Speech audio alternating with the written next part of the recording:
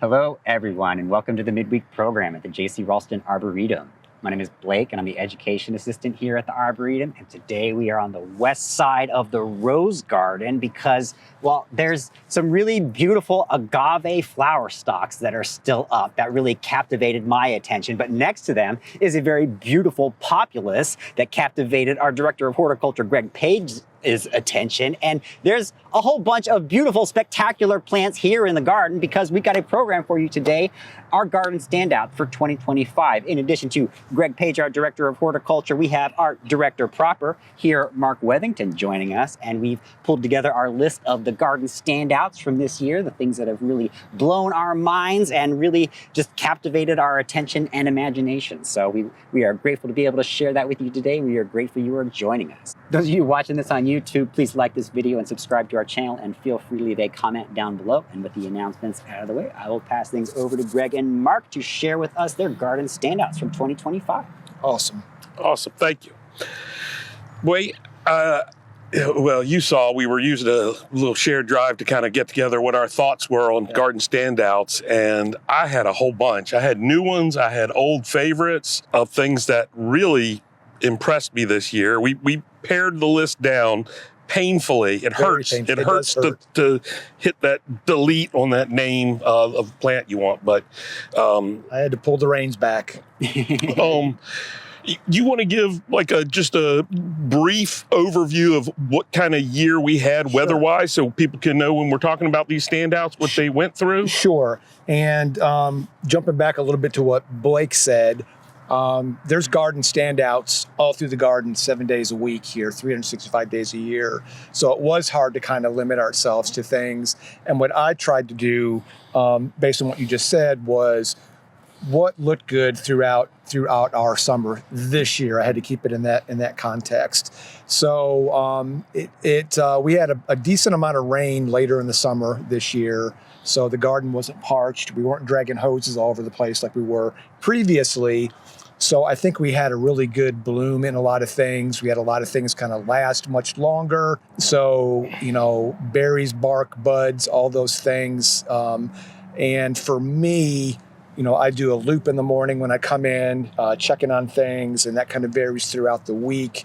And there are always things that kind of grab me as I was walking by.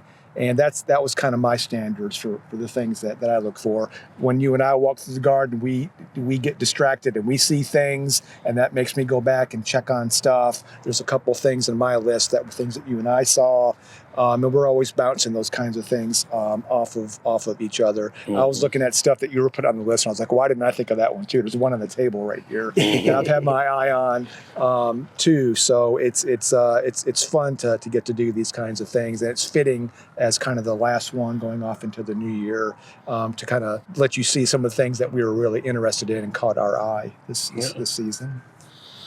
All right. I'll go first. I'll jump in it. Okay.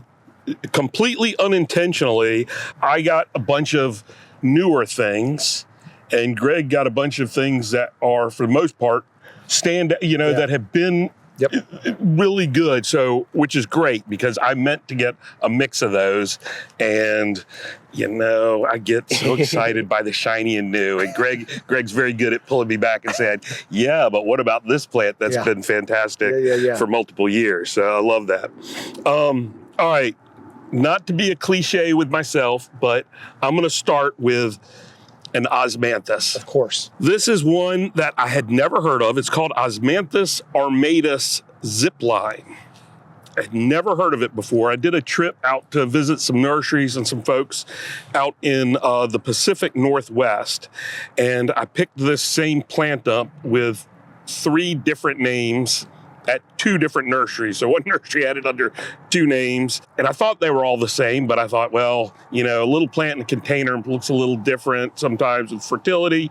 So I picked them all up, but they were all wound up being the same thing. It was the person who found it, kind of like the Arboretum, Paul at Zero Plants, first distributed it without a name, just variegated, and then distributed it with the name the tentative name Suntime, but he wound up with Zipline, which I think is probably the best of those names. Got it from Zero Plants, which does not ship, and I got it from one of our favorites, Gosler Farms, which will ship plants. But Osmanthus armatus is not as widely grown as the others, Osmanthus fragrans and Osmanthus heterophilus. Armatus has this much longer, narrower leaf. Got those kind of holly-like serrations on there on the leaf, but much like heterophilus, as it gets older, it will lose those little spines. So it'll be really interesting to watch Zipline as it ages, because we haven't really seen that. Osmanthus armatus is a great evergreen shrub. I just cut this, what I have in my hands off now. It will, during the season, the green stripe in the center is a little more solid green, and the yellow is kind of bleeding through this later in the season. But it's a real sharp looking plant. We just planted it in October last year, and boy, it has grown really, really well. Sometimes these heavily variegated plants just sit there. I like to play around with these things. I've got it in a little bit more shade at my garden at home. It's still variegated, but it's more muted. We've got it out in some good sun, and it is just bright as can be out there. Real fan of this plant. I think if nurserymen will run with it, it's going to be a really good plant, and it's not patented, so that's a nice thing. Sometimes these really nice plants get patented.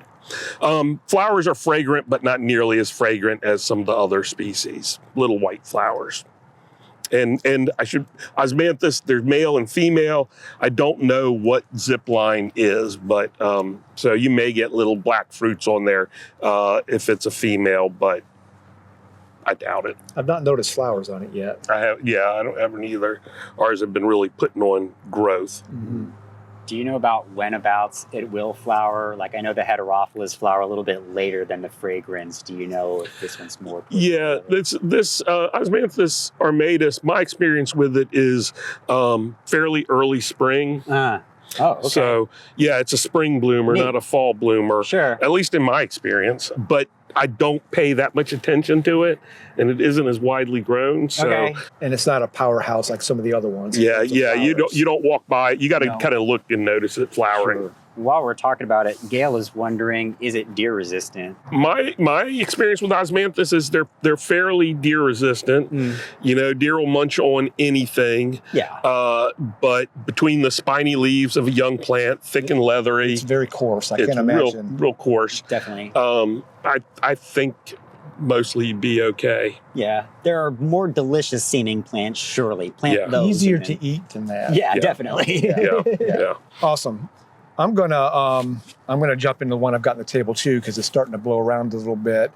I have kind of a love-hate relationship with Callicarpa, and it's one of those plants that when you see it producing the berries, you've got to have it in the garden. And then you put it in the garden, and you're like, what did I put it in the garden for? Because it goes everywhere.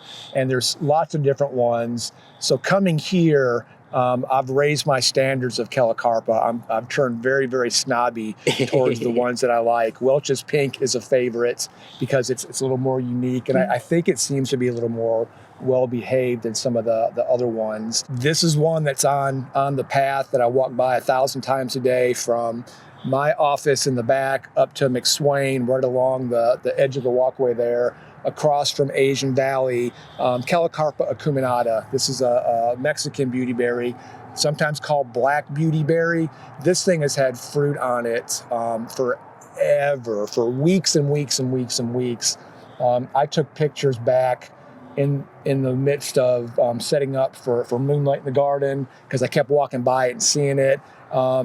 3 to 6 feet high and about as wide, a little more squat, bigger foliage than our native one. No fall color to speak of up until this cold snap this last weekend. It had great big green leaves on it. And when I went to get a piece of this, it took me a second to find it because it was naked. It just had the berries on it. But the pictures that Blake is sharing, you can see how big and robust those fruit clusters are.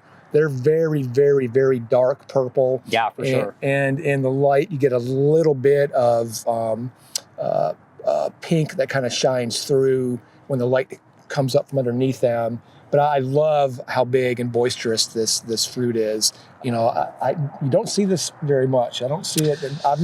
This is my first time growing it and being around it. And I wish I had discovered it earlier because I really like the size of the fruit on this one. Definitely. Yeah, it's a good one. So I've grown this for a long time. I think it was introduced by Woodlanders That makes Nursery, sense. and Woodlanders is up and running and going gangbusters. They may have it again. Yeah. This I've watched, and you've got it's interesting with the birds, and you talking about it not spreading around. Yeah. The birds will come in and eat the purple American beautyberry. Yeah.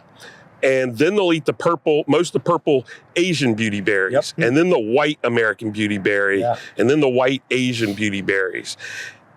And this they never touch. No. No kidding. So it doesn't feed the birds, but that also means it does not spread around. That's why. And so makes perfect sense. I don't know why the birds don't eat it. Maybe it's spicy Mexican food. Maybe it I don't gives them know. gas. I don't know, but yeah. I did read some stuff on this today that it's they're using Callicarpa for insect repellents.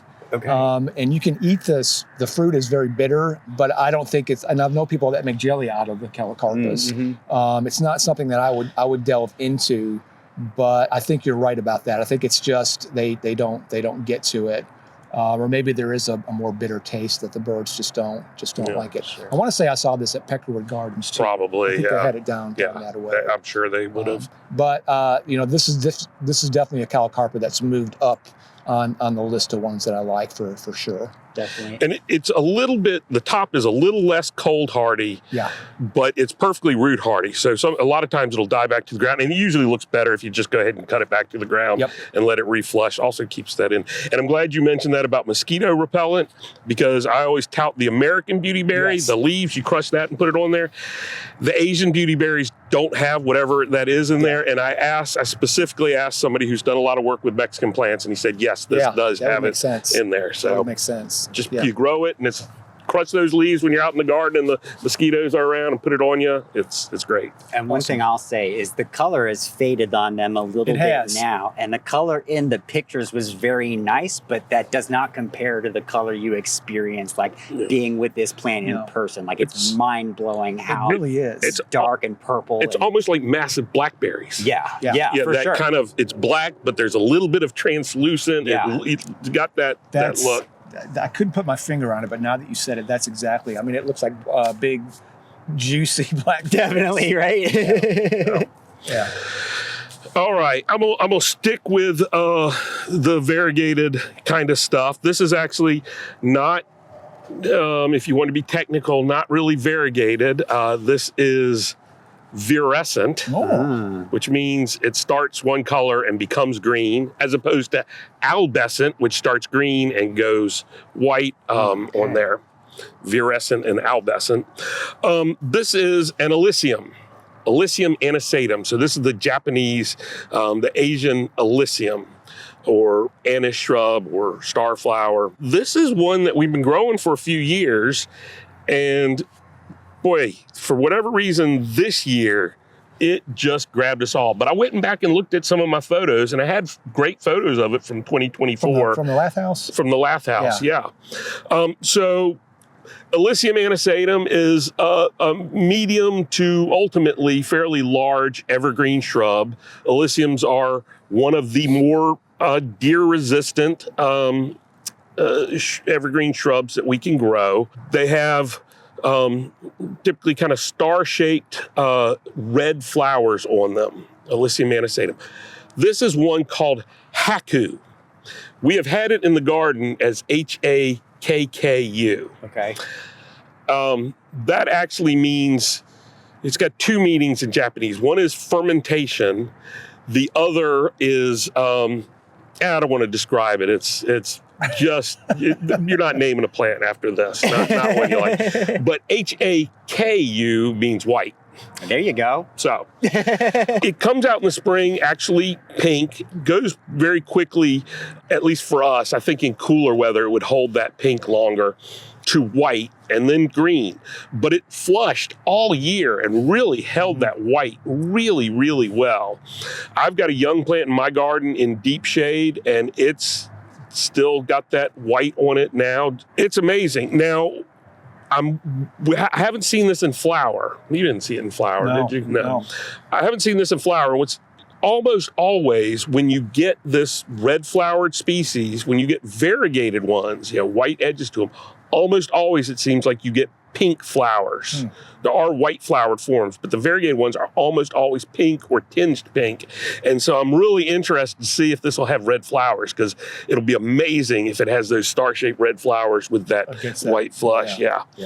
I really like these plants. And one way I'm using them, I have for years and years just let plants in my own garden grow natural. And I have started with some of these that flush in different colors. There's another Illicium that flushes purple, is really pruning them, like letting them flush out in the spring and then pruning them pretty hard to keep them small, keep them shaped how I wanted, and letting they flush again and they look really beautiful. Again, and sometimes I've sheared them twice over the season. Nice. Susan would like to know where she can find one of those. Well, ours is getting big enough to propagate now. No kidding. So, from us, I don't know that it's anywhere else really right now for sale. You could try Garden Treasures in Wendell, North Carolina, because we let Pat McCracken there propagate a whole lot of our plants. Yeah. And I may have let him take a cutting or two of this. For sure. And if so, he is good. He is a great propagator, and he can make more plants. Yeah. Cool. All right, I'm going to go to the last one on the table here for me, too. I have to take a chance to talk about magnolias, and this is one that's in my view shed every single day. This is Magnolia grandiflora Leanne. And it's growing, walking down the path in the Xeric Garden, right along the fence between HFL and us. And this indomentum on the back of the leaves just kind of glows in the summertime, and today too. But I for whatever reason, in the pictures that I shared, I've got a picture of it today, kind of to give you the form. It's a relatively young one compared to some of the other ones I have. But the other pictures I took in the dead of summer. Early in the morning when the light was shining right on it, but it really, really stands out from that standpoint alone. Not a lot of flowers on it yet. It's still kind of getting its legs underneath it, and it's kind of crowded with a lot of other stuff, but definitely one to keep your eye on. It's a new cultivar to me. Did you say that maybe? I think it might have come from Creech, and I think maybe it was named for Leanne Keneally, who used to work here. Yes, and she was a lover and grower of lots of magnolias and an incredible propagator herself. So it's a fitting tribute to her. We love her here, and a good thing to be named after. I think that would be a nice thing to go out of my career, is get a magnolia named after me. But I love the southern magnolias. They're tough plants in the landscape. And this is one that I've had my eye on since I started working here, and it's worth a visit in that part of the garden. I agree. Griffin is wondering how long for a newly planted magnolia before it blooms. I think it depends on the cultivars. Yeah. Some are more prone to heavy flowering than others. Little Jim produces a lot of flowers, but I don't like the form of it. Sure. Kevin Paris's famous one blooms pretty early as a small tree. Yeah, Kate Paris. Yeah, we saw that in England, didn't we, with flowers on it? A small one. Some of them, like Hassie, the fastigiate one, they're very stingy with flowers. I think it just depends on the cultivar in my experiences. Yeah. And this one's in a part of the garden where it's probably not in the best soil. It's right along a fence line, and a lot of water runs down in that part of the. But I think that there might be some nutrients involved there too. I love that you mentioned Hassie, because Hassie, just for foliage, is one of my favorites. It's so dark, and it's got that really nice indumentum on the back. And looking at this really reminds me of that with that really dark foliage and that. So yeah, it'll be interesting to watch it as time goes by to see if it does flower a little heavier than. And it's a new one to me too, so I'm not sure what the form, but ours certainly is more upright than it is spreading out, and that might be part of where it is in the garden. But and that's part of the beauty of being here, is keeping an eye on those things through the seasons and watching to see what they do. I'm glad you brought a Magnolia grandiflora out here for Garden Standouts of 2025. Now, if you'll recall, and this is going to sound like a million years ago, but back in the spring, this was a brilliant year for magnolias. It really was. For Day of Giving this year, Greg and Alexander and I, we went and filmed our magnolia collection, did a plant lovers tour of only the magnolias. It was just fun. A riot of flowers this year. So we don't really necessarily want to be like, oh, the whole magnolia collection was the standout, but it really was. I'm glad there was at least some representation there. But I'll drop a link there for you guys to watch that. Yeah, I'm hoping we have another year like that here. No kidding. Yeah. Last year was a good one too. This year, 3 in a row, surely. Yeah.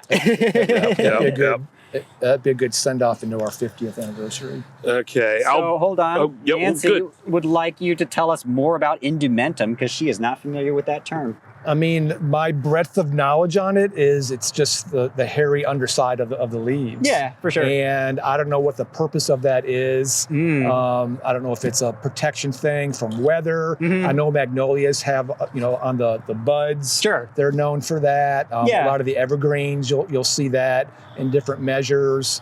I'm thinking of some of the Asian ones that we saw in Japan at some of the nurseries that were just covered with gold. The foveolata is great with that gold. Yeah. I think.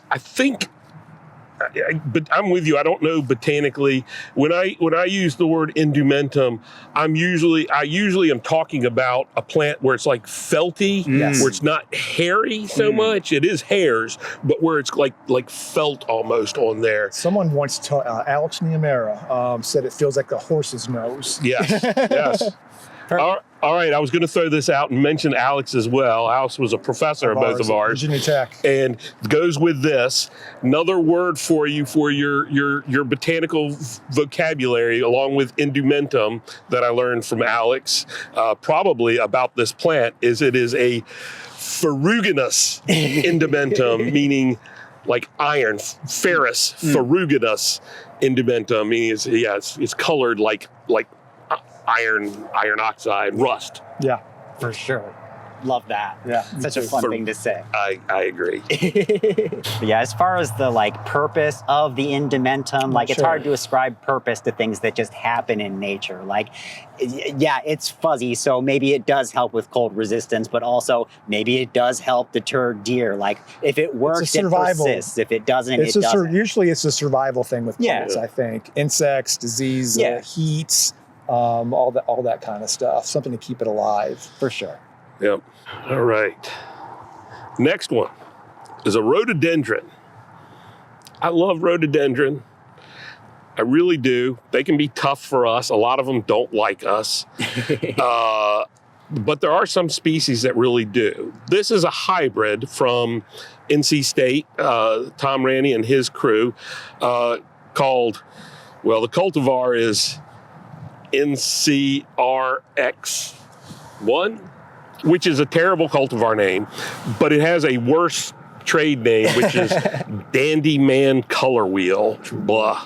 But it's a great plant. So bad name, great plant. This makes a little low shrub. One of the parents for this, that's in this hybrid, is Rhododendron Mackinoy, who named for Professor Makino, who wrote the Flora of Japan, an older one, not the most current. But this makes this low mound, has these kind of smaller, compared to some other rhododendrons, leaves, but they're all cupped over. Some of this type, one of the parents is ferruginous, but this one is not actually. It's a little bit more with the new foliage, but it absolutely gets covered in flowers. and the flowers do kind of open up really dark and get lighter, so that's where the color wheel comes from. And it looks like one of the, if you're familiar with yak rhododendrons, the Yakushimanum types, which may be in the parentage as well. But it is bred specifically to be much more heat tolerant of Phytophthora root rot, which is what gets these in the heat, the warm soil. Still don't want to plant it in a wet spot, but this is much better suited for planting in a flat area, but they'll always like it on a little bit of a slope a bit more. We've got ours growing in pretty full sun here. I've got it growing in a little more shade.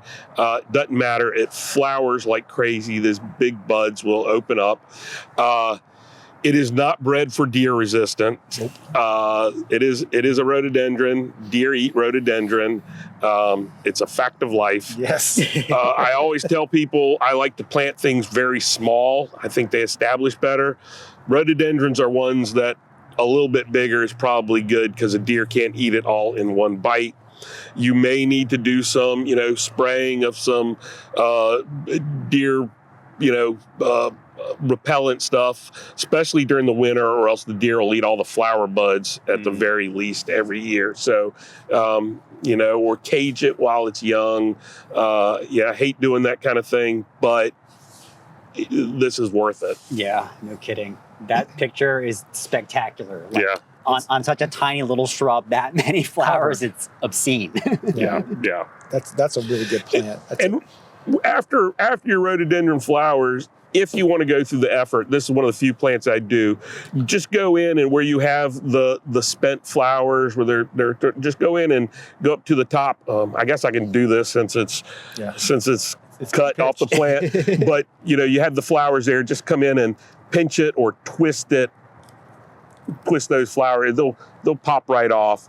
And you don't want to wait too late to do that, because you can get the growth buds. It'll start growing from right underneath those buds where the leaves are. So, it's just like deadheading a rose. Yeah. It's the same thing. No thorns, but it does get you a little sticky when you do it. It's very sticky. I worked at the Holden when I was an intern. We had to deadhead the rhododendrons, and the guy that was over the garden used to grow his fingernails long that time of the year. And he could tell you how many he pinched off each plant in the garden. Oh, boy. Oh, my gosh. It was, you had to make that kind of work entertaining. Definitely had to make it entertaining. All right, I'm going to jump back into another one that's kind of been something that's been crossing my radar. Acer scuccii, the Mexican sugar maple. And down in the West Arboretum, again, looking off in the distance as it comes through the gate, this is about, maybe 20 feet tall, would you say? 20, 25, Yeah. It's gotten big. Yeah, a nice rounded crown. One of the biggest ones I've seen in this part of the country. Yellow to red, yellow to orange fall color, bleeding into red. Just was spectacular all fall long for us. Nice form, nice shape. This is a zone 6 to 8 tree found in kind of sometimes called the cloud forest maple also. Mexico and Central America, I think all through Mexico over to Sonoma. The area that it grows in, I know, is under a lot of habitat destruction. And for us, this does much better than the regular sugar maple that you see in a lot of landscapes. It's very heat tolerant. Dr. David Creech has done a lot of work with this plant, getting it out to the world. I was lucky to visit him and get to see his trial beds with these plants in it, where he's just got hundreds of them just lined out and has been working on them for quite a long time. Really, really pretty plant for fall color. If you want to see how the other one does in this part of the world, go visit the commercial development off of Pylon, where they've got them mixed in with red maples, and they're absolutely suffering. Nice fall color, but based out of stress. But this is one that I think should be used a lot more in our landscapes for that kind of fall color. Yeah, I agree. It's amazing. Probably most that are in cultivation came from Dave Creech down at Stephen F. Austin University. Nacogdoches, Texas. Just a great plant for fall color. Okay. Now I'll do another one from Tom Ranney's breeding program. This is one that got a lot of comment. People came to us. We may have talked about it before, but it still was one of the standouts, and that is a dogwood called Cornus cloudburst, or Cornus NC CH4. Close. Three? Yep. Three. H3. Cloudburst. So this is a dogwood that was bred to be very, very disease resistant, phytophthora resistant, powdery mildew resistant, really heat tolerant. And it's a hybrid with our native Cornus florida, which does not grow well in most landscapes. Great plant, but often doesn't grow well in our home landscapes. And Cornus cusa, the Asian one, which does grow well in our landscapes. And there are quite a few hybrids between the two, but what's interesting about this is this has been back crossed a couple times with Cornus florida, our native, and so it is like 75% or more Cornus florida. So it is much closer to our actual native than a lot of the other hybrids, but it has the disease resistance from Cornus cusa. And then when it flowers, holy cow, those flowers are 4 inches across. At least. It was a massive, and that was just on our little plant. The plant had only been in for a year. Yes, when I don't even know if it was a full season. It was one of the last spring. things we planted down in the berms, and I specifically wanted to plant it because we put it in a spot that was, I thought for sure it would not make it. Yeah. And it's just thrived there. Heavy soil, the mulch washes away a couple times a year. It's in a suffer-fast spot, and it's performing really, really well. Yeah, it really is. And when it flowered, it absolutely, I didn't realize it was a dogwood. I was walking kind of a ways away, and I saw it in flower. It was like, what on earth? Was that a hibiscus, an upright hibiscus? Yes. They were just so big and white, bright white. And just pure white. Really liked that plant. And nurserymen like that plant. The nurserymen in the area are growing that plant. It looks good in a pot, which is important. And they have a nice kind of uniform shape too, which it looks good. It looks good in a nursery, performs even better in the ground. Yeah. Susan here made a comment that she likes the shape of the bracts, where Yeah. it looks more like the Cornus florida bracts than the cusa. Yeah, it's got that little indentation on the bracts rather than the more pointy that you get with Cornus cusa. I agree. Yeah, it's just like a Cornus florida on steroids. Yeah. Really, really good one. Speaking of the berms, and this next plant is in close proximity to that dogwood, Sambucus canadensis blonde envy. To me, the better of the kind of yellow chartreusey cultivars out there. A strong zone 5 to 7, and I didn't know this until doing a little bit of digging today at lunch. Keith Marin's Healy Horticulture. I was on a Zoom with Keith this morning. Yeah, he found this and named it. And it's an absolute winner. I think it was left over from a plant sale, and I didn't know a lot about it. And we stuck it in this spot in the berms, and it's just exploded out of the ground there. It's our native, what's the common name? It just left my head. Elderberry. Our native elderberry. So you get all those nice things, has a nice rounded form, very chartreusey, bright yellow foliage. The flower clusters are the typical Sambucus clusters, nice white flowers that are followed later in the season by those purplish black berries that you can use for all sorts of things. But this thing is doing really, really well, and kind of the best case scenario. Good drainage, lots of organic matter. It's in an area where it can get a little bit of extra moisture, where there's kind of a drain, but just a really lights up the landscape and gets big in a short span of time.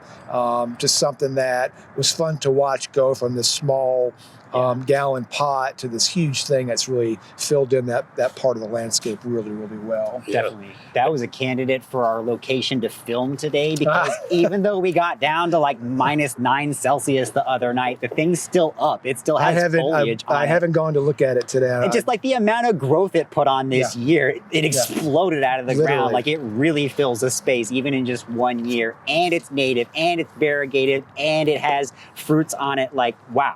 Yeah, it's a great plant, and if you live in England or you live in the Pacific Northwest, you can grow any of those gold foliaged elderberries, and they look fantastic. Not here. We cannot. They either die or they come out and they're chartreuse for about maybe 45 minutes, and then they go green, and they're just not good plants for us. And this thing is awesome. I've tried them all and suffered miserably with them all.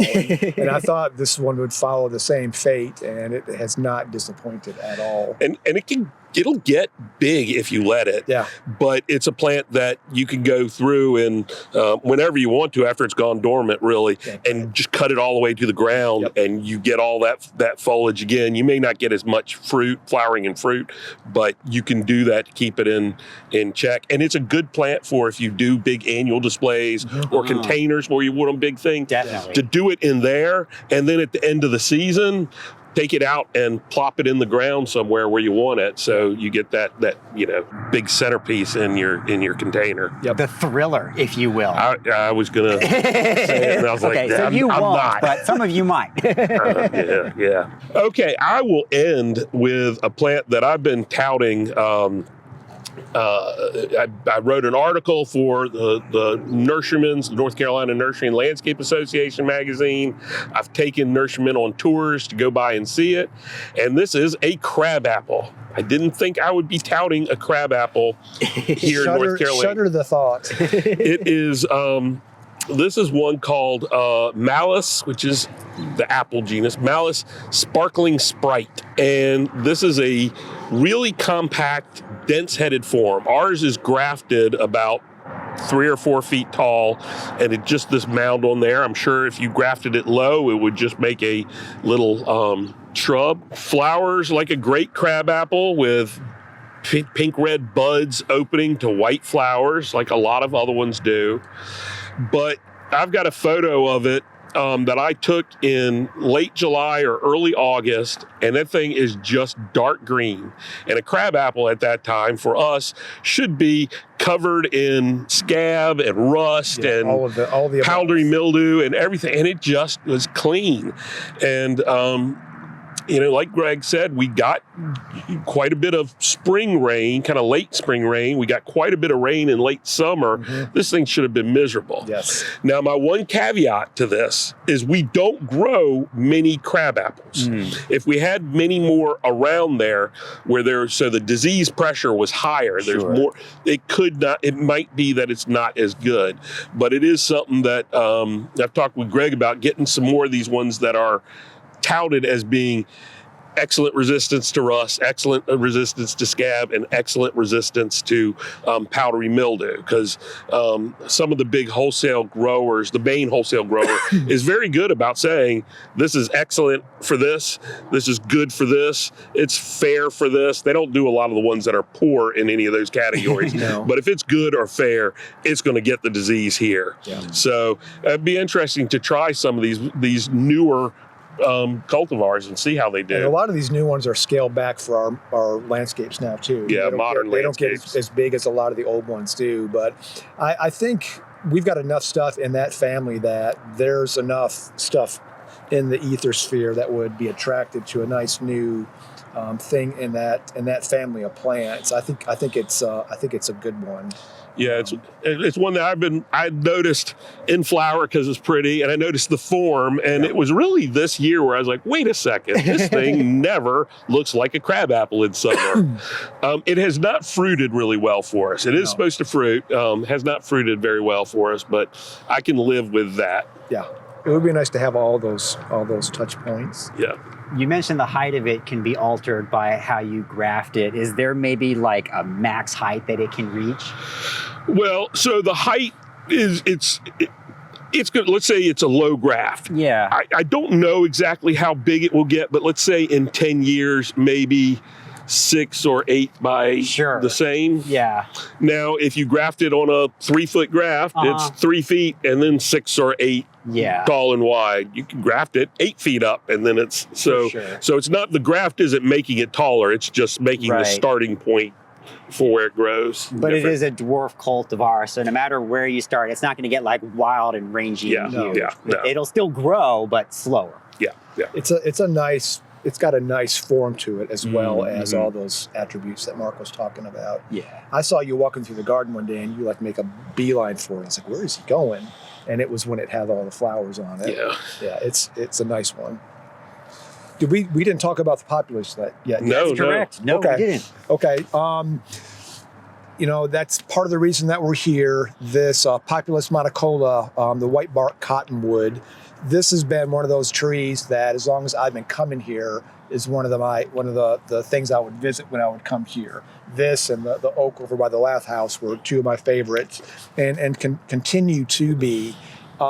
This is native to Mexico, from the Pacific coast all the way over, and I think it goes into Texas too. I want to say they've collected some of these in Big Bend National Park. That could be, yeah. I know our friend Adam has done a lot of work with this, and this might be from him, if I'm not mistaken. He brought it to us. It's from Jason.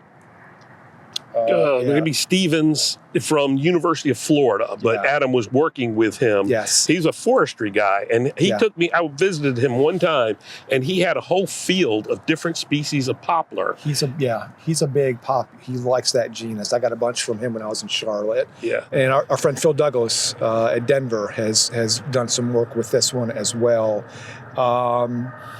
The claim to fame for this, good, clean green foliage through the season, really pretty yellow foliage that is very reminiscent of the aspens out west, I think. And then this gorgeous white bark that persists. It's in that genus of plants that grows pretty quickly. This one is no exception, so it gets big relatively fast. Tops out at anywhere from 30 to, I've seen 80 feet mentioned. I've not seen it in a lot of places. I know it grows in places like Boone County Arboretum. They have a nice one there. So that zone is pretty kind of widespreading with this plant. I think testament to it growing at elevation. You can't have aspens here, but you can grow this one here. But it just lights up this part of the garden at this time of the year. Another one worth a visit, kind of back here, tucked away by the trial beds. I'm glad you put this one on there, because it is something that's easy to overlook. It takes a tree guy to notice it, but then when it's pulled out, I remember walking by it and just one year all of a sudden go, wow, that is nice. And poplars, for the most part, don't grow for us. They don't like our heat. And so this one has been really good. Jason Smith. Thank you. Thank you, Jason Smith. This one actually put on a pretty significant flower display this year. It did. And I was too busy being in the moment to take a picture, and I kind of regret that now. I don't think I did either. Yeah, but it was not something to write home about. Definitely botanical interest but only. It caught your eye. It caught my eye as a plant person. Just another dimension to it. That was just like really, really nice and special. Yeah, this is one we should propagate. It does from cuttings, and we should distribute it. It's a good plant. It'd be nice to share this with other people. Yeah. Definitely does okay here in our weather. Polly's curious, how long does it live, do you think? It's not a short-lived like a Lombardy popular. Sure. I think it's a little longer lived than that.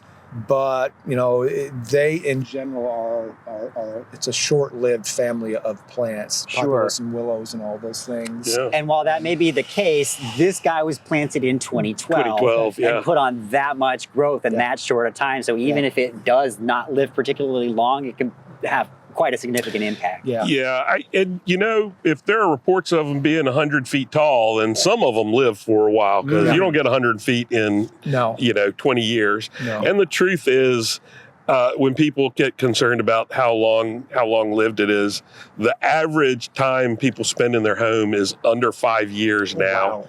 Now, a lot of our folks may live in their houses longer because they're not giving up their gardens. But, hey, this thing grows. It's beautiful. If in 20 years it starts declining, take it down and start over. I read today, but I've not seen this to be true, that it does. It's very easy, susceptible in storm damage. I've not seen any branches fall out of ours here. No kidding. It doesn't litter the ground with branches like some other trees do in the garden. So I don't know how true that is, but Sure. it is a fast-growing genus of plant, and that would make sense. But I've not noticed that. Yeah. Well, there were a couple of questions if you guys want to get to. Yeah, and I kind of jumped on if there were questions after one of the. Yeah, First, we did a lot of questions as we were going, but some of them slipped through. For example, Polly was wondering about the cornice. Since it is a hybrid, can it take a little bit more sun, or is it a cornice for shade? The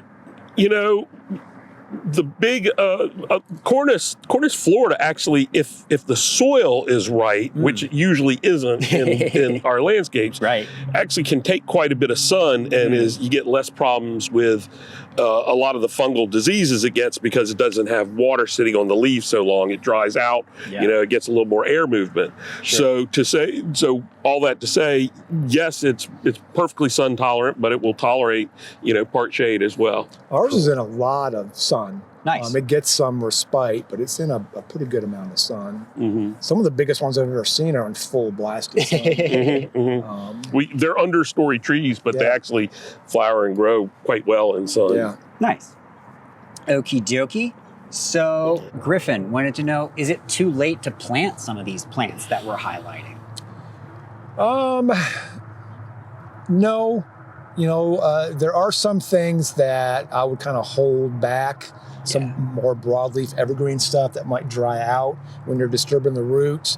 As long as the ground is not frozen. We planted some stuff last week here. And if we hadn't got that cold snap and weren't so close to fading off until the new year, we've got more things that I wanted to kind of throw in the ground. Just do all the right cultural things. We're going to do some watering next week because we haven't had a significant amount of rainfall, and I don't want to lose things through the winter.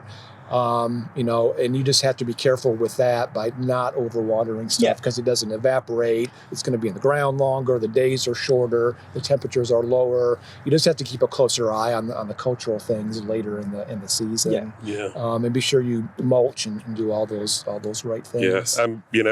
A career in public horticulture has meant that I plant things in July and August and January and February When you have time. Yeah. And like you said, the ground doesn't really freeze for us, so you're generally okay. Now, don't plant something that you're already pushing the limits a little bit on, which we have a tendency to push the limits, and those kinds of things you want to get out in spring so that they have a full year of growth to really root in and ease into it. They're not going to. It's going to be the day after Christmas. It's going to be in the high 60s here, so keep that kind of stuff in mind also. But full sun and broadleaf evergreens are going to be your biggest concern. Yes. No doubt. Okie dokie. We will do one final question. Susan was asking about the elderberry. She wants to know, how would it do with morning sun but afternoon shade? I think okay. You may not get as many flowers, and by design, not as much fruit sets. This one that I showed, it's in sun almost all day long, I think. I think you might go a little more green. Yellow plants tend to go more green. That's true. It might not be as bright yellow. It's going to need the sunlight for that. I think I did a Callicarpa in the shade tour that is supposed to be yellow, and it's in the shade and it's mostly green. I would say the same for this. Yeah. Well, great. Well, that appears to be all of the questions that we Awesome. had, and most of all the time, too. So thank you so much, Mark and Greg, for showing us your garden standout to 2025. Happy New Year. Thank you, and thank everybody for joining us all year. Looking forward to you joining us next year for our 50th anniversary programs. Absolutely. That's a fantastic point. Next year will be our 50th anniversary, and we will be celebrating it all year long. So make sure you keep up with us all year long, because the party will not stop with us, right. honestly. It cannot. We will not let that happen. But we hope we will see you all in the new year. We will be back in the first week of January. Mark's going to be talking about Fatsia and Friends. So we hope we will see you all for that. Y'all take care. I was really tempted to break into Ain't No Party Like a Raulston Party. We appreciate your discretion, Mark.